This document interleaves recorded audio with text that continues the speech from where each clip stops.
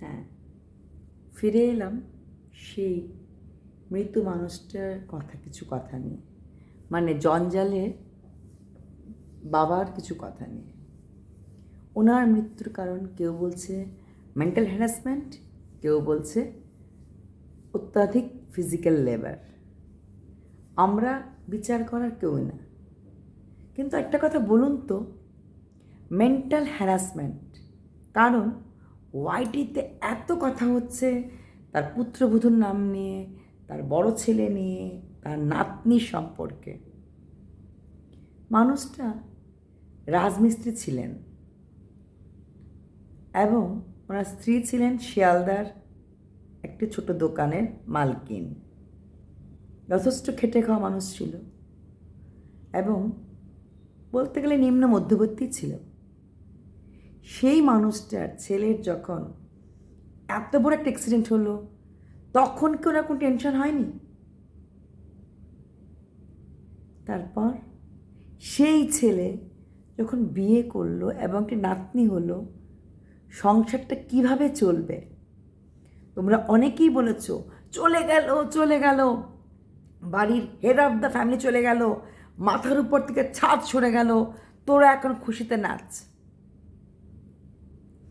এই যে কথাগুলি তোমরা বলছো, তাহলে তখন তো আরও বেশি কষ্ট হওয়ার কথা যে আমার এখন পুত্রবধূ এবং নাতিন কীভাবে তাদের ফিউচারটা চালাবে। আর এখন যখন এত ইনকাম শুরু হলো, তখন এইভাবে উনি চিন্তিত হবেন যে ওনার খাদ্য মানে যেটা সোর্স অফ ইনকাম, ওনার ছেলে এবং ছেলের বউ চলে যাবে যদি ইউটিউবে কিছু হয়ে যায়, বা এত কিছু নোংরা কথা হচ্ছে। সত্যি কি মানুষটা ইউটিউব দেখার সময় পেতেন বা দেখতেন? মনে হয় না। আর ওনার পুত্রবধূ বা পুত্র একটা জায়গায় পৌঁছে গেছেন।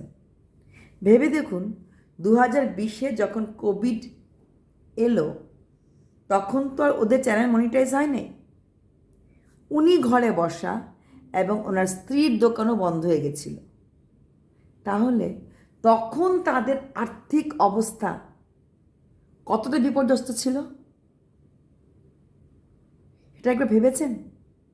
তখন তো ওনার মানসিক সংঘাত অনেক বেড়ে যাওয়ার কথা। নিজে এবং স্ত্রী যারা ছিলেন মূল উপার্জনকারী, দুজনেই ঘরে বসে গেল এবং এই ছোট পুত্র এবং ছোট পুত্রবধূ দুজনের কেউই তখন কোনো কাজ করতেন না। এই 5টা লোক সম্পূর্ণভাবে ডিপেন্ডেন্ট ছিলেন এই ভাসুরের ওপরে, একার চাকরির ওপরে। তাহলে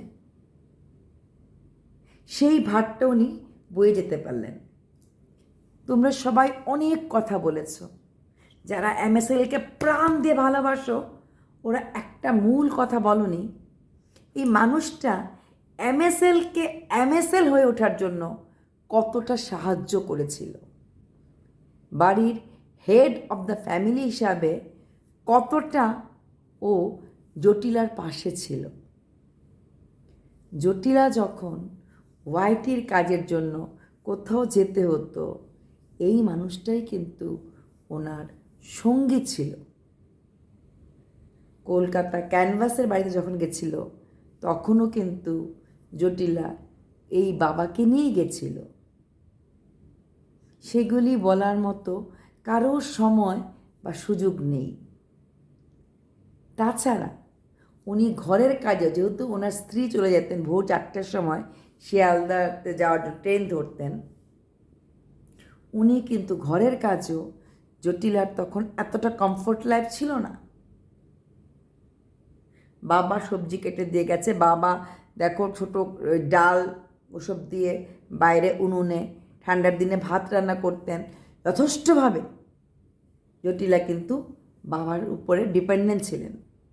শুধু তাই না, এই যে জঞ্জাল, এই জঞ্জাল যখন অসুস্থ হতো, সেই জঞ্জালকে ডাক্তার কাছে নিয়ে যাওয়ার জন্য উনি টিকিট আনতেন এবং পরে সময় নিয়ে আসতেন এবং জটিলার সঙ্গে সবসময় কিন্তু উনি যেতেন।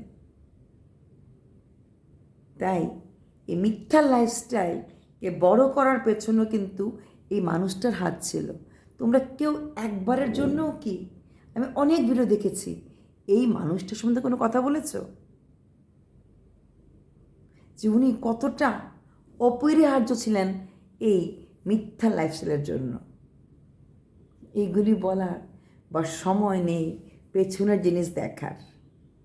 একটা ভিডিও করতে হলে আমরা প্রচুর ভিডিও দেখি, তারপর কোনো কিছু বলি, অতক্ষণ পর্যন্ত আমরা না কনফার্ম হই।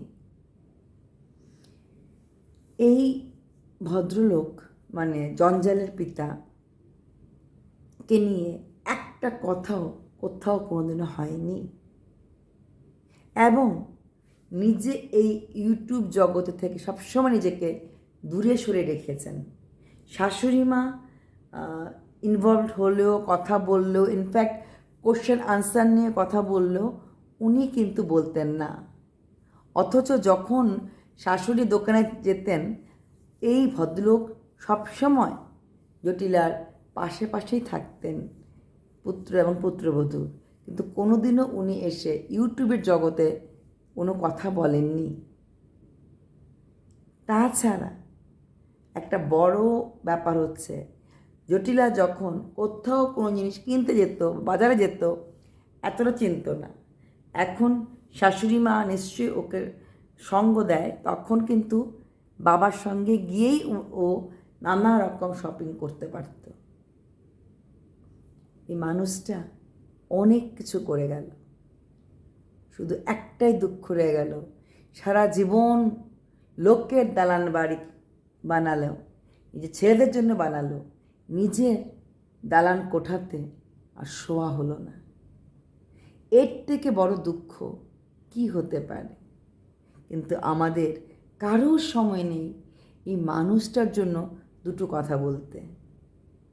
এই মানুষটাকে নিয়ে কোনো রকমভাবে কোনো জায়গাতে কোনো রকম এক্সট্রা কথা কোনো দিন হয়নি। শুধু তাই নয়, মাঝে মাঝে উনি বাংলাদেশে যেতেন এবং বাংলাদেশের সাথে কণিকাদের যে একটা ভালো সম্পর্ক আছে সেটা কিন্তু উনি এই ভিডিওতেই দেখিয়েছেন, এবং উনি যে যেতেন আমরা জানতে পেরেছি। এই জটিলা এবং জঞ্জাল এর জীবনে এই মানুষটার অনেক দাম আছে। তোমরা একটু এই মানুষের সম্বন্ধেই না হয় বলতে, একদিন পরেই না হয় সুদায়ী না কে দায়ী বলতে। ধন্যবাদ, ভালো থাকবেন, পাশে থাকবেন। কষ্ট আমাদেরও হচ্ছে। ধন্যবাদ।